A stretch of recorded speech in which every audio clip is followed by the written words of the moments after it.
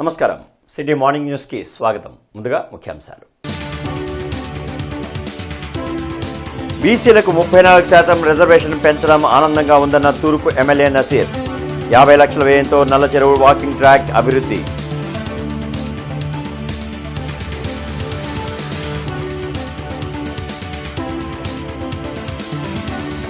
శోభాయమానంగా వరలక్ష్మీదేవి వ్రతాలు. మహిళా భక్తులతో పోటెత్తిన దేవాలయాలు.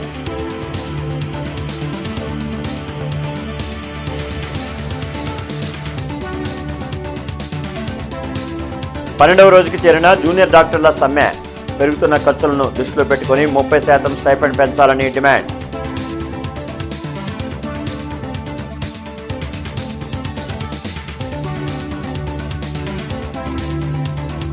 కాకాని దేవాలయంలో ఏం జరుగుతోంది? ఇంటి దొంగలను ఎప్పుడు పట్టుకుంటారు?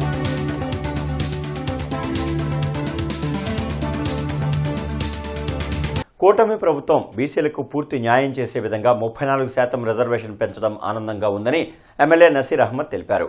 వైసీపీ బీసీల రిజర్వేషన్ 24% తగ్గించి బీసీల నడ్డి విరిచిందని ఆరోపించారు. బీసీలను స్పీకర్, కేంద్ర మంత్రి, ఎమ్మెల్సీ పదవులకు పట్టం కల్పించి రాజ్యాధికారం కల్పించిన ఘనత కూటమి సర్కార్దేనని ఎమ్మెల్యే నసీర్ అహ్మద్ తెలిపారు.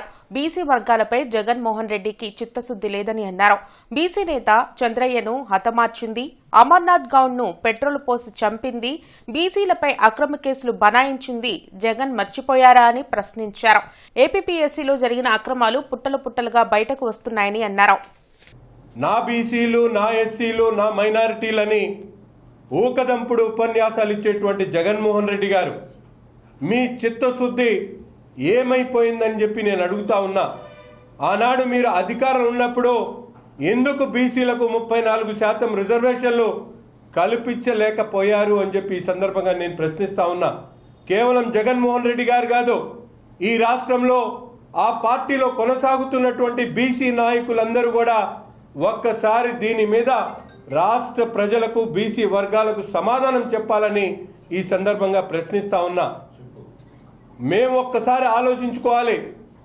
ఈరోజు బీసీలకు ముఖ్యంగా ఒక క్లస్టర్ ఇన్ఛార్జ్గా ఉన్నటువంటి సోదరిమణిని సాక్షాత్తు రాష్ట్రంతో ఎమ్మెల్సీ ఇచ్చినటువంటి పరిస్థితులు కానివ్వండి, ఆనాడు ఇప్పుడున్నటువంటి కేంద్ర మంత్రిగా ఉన్నటువంటి రామ్మోహన్ నాయుడు గారిని కేంద్ర స్థాయి మంత్రి పదవి ఇవ్వడం కానివ్వండి, ఈరోజు స్పీకర్గా ఒక బీసీ వర్గానికి సంబంధించినటువంటి వ్యక్తిని పెట్టడం కానీ, ఈరోజు రాష్ట్ర మంత్రివర్గంలో అనేక మంది బీసీలకు అవకాశాలు ఇచ్చేటువంటి పరిస్థితులు కానీ, ఈరోజు అన్ని విషయాల్లో కూడా పెద్ద స్థాయిలో ఈరోజు ప్రభుత్వం బీసీలకు అండగా ఉంటున్నటువంటి పరిస్థితులు. అరండలపేటలోని అష్టలక్ష్మి దేవాలయంలో అమ్మవారికి విశేష అభిషేకాలు, పూజలు జరుగుతున్నాయి. శ్రావణ శుక్రవారం సందర్భంగా అష్టలక్ష్మి దేవాలయంలో ముత్తైదువులతో సామూహిక వరలక్ష్మి వ్రతాలు జరిగాయి. ప్రతిరోజు ఉదయం, సాయంత్రం అమ్మవారికి విశేష పూజలు, అభిషేకాలు జరుగుతున్నాయి. ఈ పూజల్లో భక్తులు పెద్ద సంఖ్యలో పాల్గొన్నారు.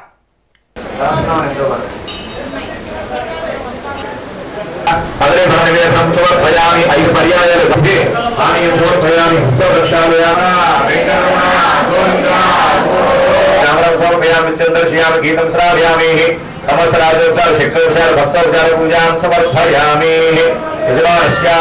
ప్రత్యేకంగా వరలక్ష్మి వ్రతం నాడు అమ్మవారికి బంగారు కలువపులతో 1100 బంగారు కలువపులతో సహస్రనామం జరిగింది. మరి ఇప్పుడు ముత్తైదులందరూ కూడా ఆ వరలక్ష్మీదేవి వ్రతం ఆచరిస్తున్నారు. మరి శ్రావణ మాసం నెల రోజులు కూడా మన దేవాలయంలో విశేష పూజా కార్యక్రమాలు ఉంటాయమ్మా.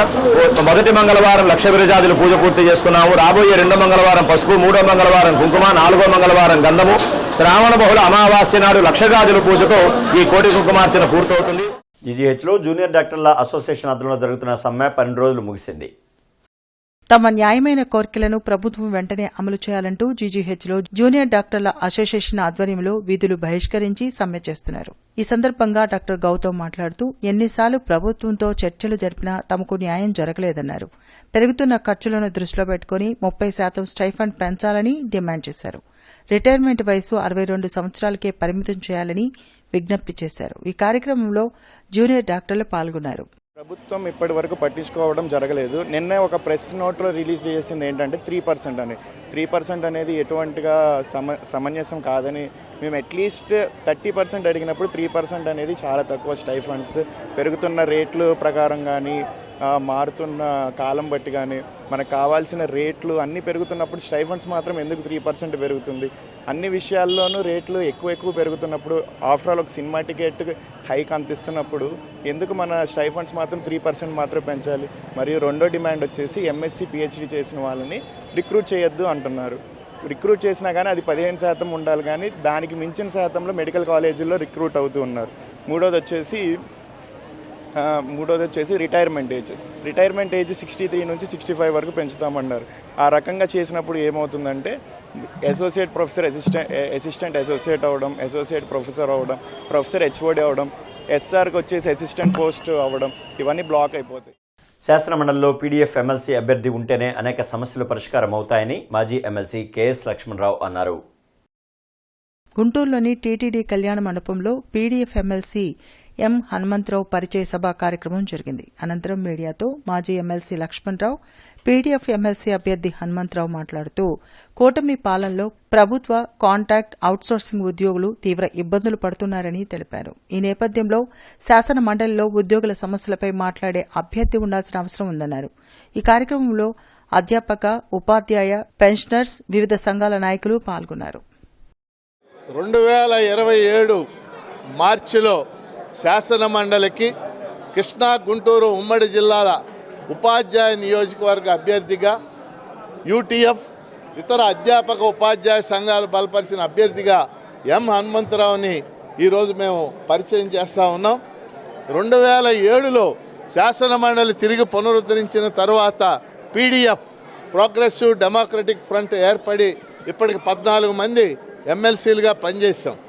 నిరంతరం ఉద్యోగులు, ఉపాధ్యాయులు, పెన్షనర్లు, రైతాంగం, నిరుద్యోగులు, యువకులు, మహిళలు అందరి సమస్యల మీద గత 19 ఏళ్లుగా శాసన మండలిలో నిరంతరం పనిచేశాం, నిజాయితీగా పనిచేశాం. యూటీఎఫ్తో పాటు అనేక ఉపాధ్యాయ అధ్యాపక సంఘాలు బలపరిచినటువంటి పీడీఎఫ్ ఉద్యమ అభ్యర్థిగా నేను పోటీ చేస్తా ఉన్నాను. గత 28 సంవత్సరాల నుంచి గుంటూరు జిల్లాలో అనేక ఉపాధ్యాయ సమస్యలు కానీ, విద్యారంగ సమస్యలు కానీ, సిపిఎస్ సాధన కోసం జరిగేటువంటి అనేక పోరాట కార్యక్రమాల్లో ప్రత్యక్షంగా పాల్గొని అనేక ఉత్తర్వులు సాధించినటువంటి ఉంది. అదే సందర్భంలో అనేక కోర్టు కేసులు ఎదుర్కొన్నటువంటి నేపథ్యంలో ఈరోజు పీడీఎఫ్ అభ్యర్థిగా నన్ను బలపరచడం. పెదకాకాని మల్లేశ్వర స్వామి దేవస్థానంలోని బ్రహ్మరాంబ అమ్మవారి పవిత్ర మంగళసూత్రం మాయం కావడంపై భక్తులు తీవ్ర ఆగ్రహం వ్యక్తం చేస్తున్నారు.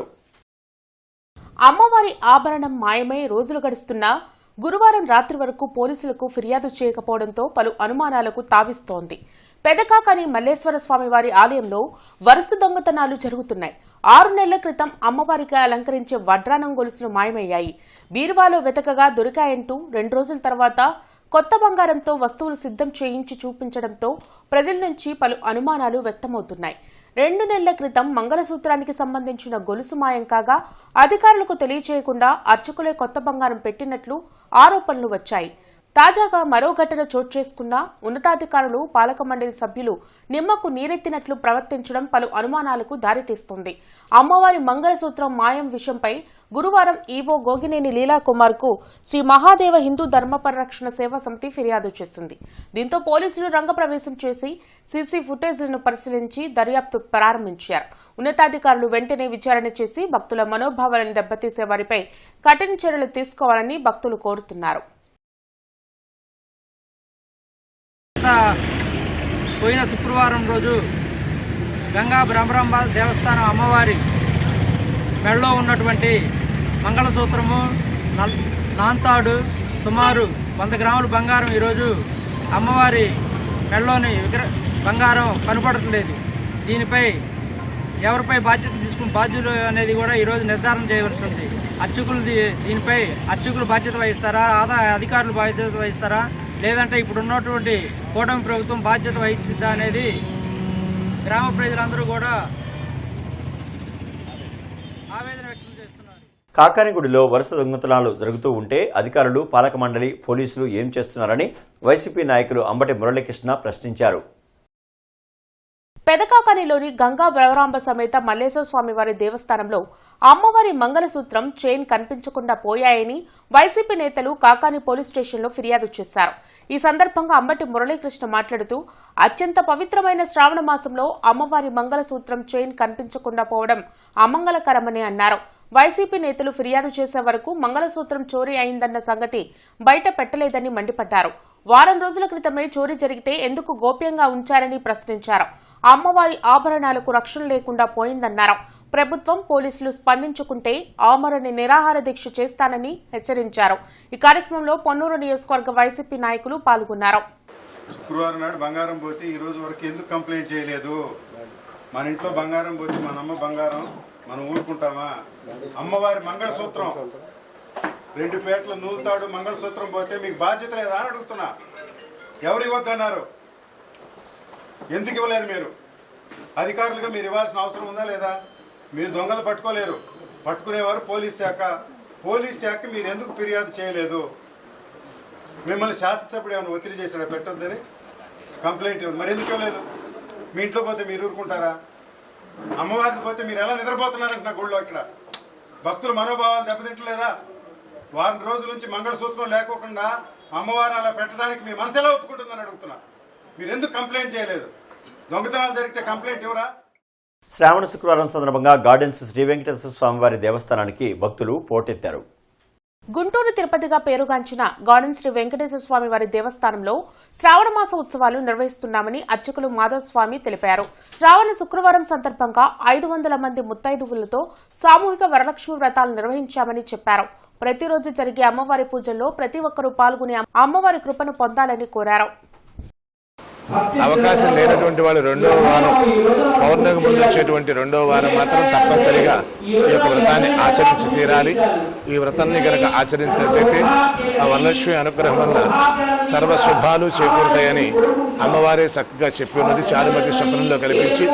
కాబట్టి శ్రావణ మాసంలో 2వ శుక్రవారం రోజున వరలక్ష్మి వ్రతం అంటారు. కాబట్టి ఈ రోజున అమ్మని సేవించిన, దర్శించిన, అర్చించినా కూడా స్త్రీలందరూ కూడా జన్మజన్మని సువాసనే జన్మ ప్రాప్యత, జన్మజన్మని కూడా ముత్తైదుగా జన్మించే అవకాశాన్ని, సర్వ సౌభాగ్యాన్ని కూడా అమ్మ ప్రసాదిస్తుంది. కాబట్టి ప్రతి ఒక్కరు కూడా అమ్మను దర్శించి, సేవించి వరలక్ష్మి వ్రత కార్యక్రమంలో పాల్గొని అమ్మ యొక్క అనుగ్రహానికి పాత్రలు కావాల్సిందిగా కోరుచున్నాం. నగర అభివృద్ధిలో భాగంగా నల్లచెరువు వాకింగ్ ట్రాక్ను 50 లక్షల వ్యయంతో అభివృద్ధి చేస్తున్నట్లు తూర్పు ఎమ్మెల్యే నసీర్ తెలిపారు. దాదాపు 2 ఏళ్లుగా అసంపూర్తిగా ఉన్న పనులతో స్థానికులు ఇబ్బందులు పడుతున్న నేపథ్యంలో 4 డివిజన్లకు చెందిన సుమారు 40,000 మంది ప్రజలకు ఉపయోగపడేలా వాకింగ్ ట్రాక్, జిమ్ పరికరాలు, షటిల్ కోర్ట్ తదితర సౌకర్యాలను ఏర్పాటు చేస్తున్నట్లు నసీర్ అహ్మద్ తెలిపారు. చంద్రబాబు నాయుడు నాయకత్వంలోని కూటమి ప్రభుత్వం మౌలిక వస్తుల అభివృద్ధికి ప్రాధాన్యత ఇస్తుందని, గుంటూరు నగరంలోని ప్రతి డివిజన్లో ఒక వాకింగ్ ట్రాక్, పార్కుల ఏర్పాటుకు చర్యలు తీసుకుంటున్నట్లు తెలిపారు. బీఆర్ స్టేడియంలో ఇండోర్ సౌకర్యాలు, బ్యాడ్మింటన్, స్విమ్మింగ్ పూల్ తదితర కార్యక్రమాలు కూడా కొనసాగుతున్నాయని చెప్పారు. ఇదిలా ఉండగా బీఆర్ స్టేడియంలో కొత్త ట్యాంక్ నిర్మాణం కోసం పాత ట్యాంకును తొలగించే సమయంలో జరిగిన ఘటనతో లాలాపేటలోని కొన్ని ప్రాంతాల్లో నీరు సరఫరాకు అంతరాయం ఏర్పడిందని, ప్రజలు 2 రోజుల పాటు సహకరించాలని ఎమ్మెల్యే నసీర్ కోరారు. ఈ కార్యక్రమంలో మాజీ కార్పొరేటర్ వేముల జ్యోతి శ్రీనివాస్, టీడీపీ నాయకులు మాలకొండయ్య, అర్జున్, చల్లా ఆంజనేయ ప్రసాద్, బాబు తదితరులు పాల్గొన్నారు. ప్రతి ఒక్క పక్కన మౌలిక వసతుల అభివృద్ధి కార్యక్రమాలతో పాటు ముఖ్యంగా ప్రజలకు అవసరమైనటువంటి వాకింగ్ ట్రాక్స్ కోసం ఈరోజు నగరంలో అనేక వాకింగ్ ట్రాక్స్ని ఒక్కొక్కటిగా అభివృద్ధి చేసుకుంటూ వెళ్తా ఉన్నాం. అందులో భాగంగానే బీఆర్ స్టేడియంకి 14 కోట్ల రూపాయలతో మల్టీపర్పస్ అరేనా, అక్కడే ఇండోర్స్లో కావాల్సినటువంటి షటిల్ కానీ, బ్యాడ్మింటన్ కానీ, స్విమ్మింగ్ పూల్ కానీ ఇవన్నీ కూడా అభివృద్ధి చేసేటువంటి కార్యక్రమాలు జరుగుతూ ఉన్నాయి. ప్రతి ఒక్క డివిజన్కి కూడా ఒక వాకింగ్ ట్రాక్ కావాలనేటువంటి ఆలోచనతో పనిచేస్తూ ఉన్నాం. తప్పకుండా ఈ 2.5 సంవత్సరాల్లో ప్రతి ఎలక్షన్ వార్డుకు కూడా ఒక వాకింగ్ ట్రాక్ ఉంటుంది. ప్రజలకు అవసరమైనటువంటి ప్రతి చోట కూడా వాకింగ్ ట్రాక్తో పాటు పార్కులు ఏర్పాటు చేసేటి ఈ గుంటూరు నగరంలో ప్రజలు హ్యాపీగా ఉండేటువంటి కార్యక్రమాన్ని ఈ ప్రభుత్వం తీసుకుంటుందని చెప్పి తెలియజేస్తూ, నిన్న బీఆర్ స్టేడియం ఏదైతే కొత్తగా ట్యాంక్ నిర్మాణం కోసం పాత ట్యాంక్ని తీసేసేటువంటి కార్యక్రమంలో ఆ ట్యాంక్ కూలిపోవడంతో ఈరోజు కొన్ని ప్రాంతాల్లో ముఖ్యంగా గ్రావిటీతో వచ్చేటువంటి లాలాపేట ప్రాంతంలో కొంత నీళ్లు స్కేర్సిటీ ఉంది, ప్రజలు అర్థం చేసుకొని 1-2 రోజులు కోఆపరేట్ చేయాలని చెప్పి కూడా ఈ సందర్భంగా కోరుతా ఉన్నాం. యువజన కాంగ్రెస్ నేతల ఆధ్వర్యంలో సురక్ష గార్డ్ వాల్ పోస్టులను జిల్లా కాంగ్రెస్ పార్టీ కార్యాలయంలో ఆవిష్కరించారు. కాంగ్రెస్ కార్యాలయంలో జరిగిన మీడియా సమావేశంలో జాతీయ యువజన కాంగ్రెస్ కార్యదర్శి మమతా నాగిరెడ్డి, రాష్ట్ర అధ్యక్షులు పవన్ తేజ మాట్లాడారు. ప్రధానంగా అర్బన్ ఏరియాల్లో ఉన్న గిగా వర్కర్లు, సఫాయి కార్మికులు, డొమెస్టిక్ వర్కర్లు, ఆటోరిక్షా కార్మికుల సమస్యల పరిష్కారం కోసం క్యాంపెయిన్ చేయనున్నామని చెప్పారు. ఏపీలో గుంటూరు నగరంతో పాటు మరో 4 నగరాల్లో ఈ క్యాంపెయిన్ చేయనున్నామని తెలిపారు. ఈ కార్యక్రమంలో జిల్లా అధ్యక్షులు NM Sudheer Babu, better city urban campaign incharge Joshua గెహర్వాన్ తదితరులు పాల్గొన్నారు. Have the fundamental rights in Article 14, 19 and 21. What is there in those articles? We say that we are equal. Everyone is equal in front of law. Article 19 says that freedom is our fundamental right. At the same time, Article 21 says that live with dignity. But are these articles, whatever the constitutional rights given by our Constitution of India, is really followed? When we see the unorganized sector of workers, when we see the sewage cleaner, in 1993, manual scavenging was banned. But still, if you see that it is being implemented, when it comes, some crisis comes, when some problems comes, still it is happening in our country. యొక్క ముఖ్య ఉద్దేశం మరి భారత రాజ్యాంగం ఏమైతే సమానత్వం, స్వేచ్ఛ అనే హక్కుల్ని ప్రసాదించిందో, మరి గౌరవంగా బతికే హక్కును ప్రసాదించిందో, ఆ హక్కుల్ని మరి ఈరోజు కార్పొరేట్ కంపెనీలు కాలరాస్తూ ఉన్నాయి. ఇప్పుడు గిగా వర్కర్స్ ఉన్నారు, స్విగ్గీ, జొమాటో, మరి ఓలా, ఊబర్ లాంటి కంపెనీలు మరి ఆ రైడర్స్ యొక్క వాళ్ళ శ్రమను దోచుకుంటా ఉన్నారు. వాళ్ళ శ్రమను దోచుకొని వాళ్ళకి టైం లిమిట్స్ని పెట్టి ఇంతకాలంలో మరి డెలివరీ చేయాలి, ఇంతకాలంలో రీచ్ అవ్వాలని ఒక కొత్త నిబంధనలు పెట్టి మరి డొమెస్టిక్ వర్కర్స్కి కనీస వేతనాలు లేవు. అదేవిధంగా ఆటో రిక్షా వాళ్ళకి కనీస వేతనాలు లేవు. వైసీపీ నగర అధ్యక్షురాలు నూరి ఫాతిమా 12వ డివిజన్లో పర్యటించి ప్రజల నీటి సమస్యలను అడిగి తెలుసుకున్నారు. గత నెల రోజులుగా పలు ఇళ్లలో తాగునీటి రంగు మారడం, దుర్వాసన రావడంతో ప్రజలు ఇబ్బందులు పడుతున్నారని ఆమె తెలిపారు. కృష్ణా గోదావరి నీరు కలవడం, ట్యాంక్ లేదా పైప్ లైన్లు సమస్యల వల్ల ఈ పరిస్థితి ఏర్పడిందా అనేది అధికారులు నీటి నమూనాలను పరీక్షించి స్పష్టంగా తెలియచేయాలని ఫాతిమా కోరారు. నీటిని కాచి తాగాలని సూచిస్తున్న నేపథ్యంలో సమస్య ఎప్పటిలోగా పరిష్కారమవుతుందో ప్రజలకు చెప్పాలని ఆమె డిమాండ్ చేశారు. కార్యక్రమంలో 12వ division ward president Salim, Rajesh, Firoz, Ameer, Faraz తదితరులు పాల్గొన్నారు. డెవలప్మెంట్ అనంటే బిల్డింగ్లో లేకపోతే రోడ్లో లేకపోతే డ్రైన్లు వేయటం కాదు, దాన్ని కట్టిన తర్వాత సరిగ్గా చూసుకునే బాధ్యత కూడా మీ మీద ఉంది. ఈరోజు శానిటేషన్ ఎంత చండాలంగా ఉందంటే ఎక్కడా కూడా 2 రోజులకు ఒకసారి వస్తున్నారంటున్నారు, కానీ ఏదో తూతు మంత్రంగా వస్తున్నారు, ఏదో పైన చెత్త తీసిపోతున్నారు తప్ప ఎక్కడా కూడా కరెక్ట్గా లేదు. వాటర్ అనేది ఫ్లో అవ్వట్లేదు, కాలువలలో నీళ్లు అలాగే స్టాగ్నెంట్ అవుతున్నాయి. అలాగే డ్రై ఉన్న చోట ఏమో మలేరియా స్ప్రే చేస్తున్నారు, కానీ ఎక్కడ కూడా వెట్ ఉండి లావా ఉందో అక్కడైతే స్ప్రే చేయట్లేదు. ఏదో తూతు మంత్రంగా చేసుకొని పోతున్నారు తప్ప ఎక్కడ కూడా సక్రమంగా పని చేయట్లేదు. సిద్ధార్థ నగర్లోని కనక మహాలక్ష్మి మందిరంలో శ్రావణ మాస పూజలు అత్యంత వైభవంగా జరుగుతున్నాయి. ఈ సందర్భంగా అర్చకులు ఘంటసాల విజయస్వామి మాట్లాడుతూ ప్రతిరోజు ఉదయం, సాయంత్రం అమ్మవారికి సహస్ర కుంకుమార్చనలు నిర్వహిస్తున్నామని తెలిపారు. వేకువజామునే అమ్మవారికి స్ఫటికలింగానికి విశేష అభిషేకాలు నిర్వహించామని చెప్పారు. ప్రతి ఒక్కరూ అమ్మవారి పూజల్లో పాల్గొని అమ్మవారి అనుగ్రహాన్ని పొందాలని కోరారు.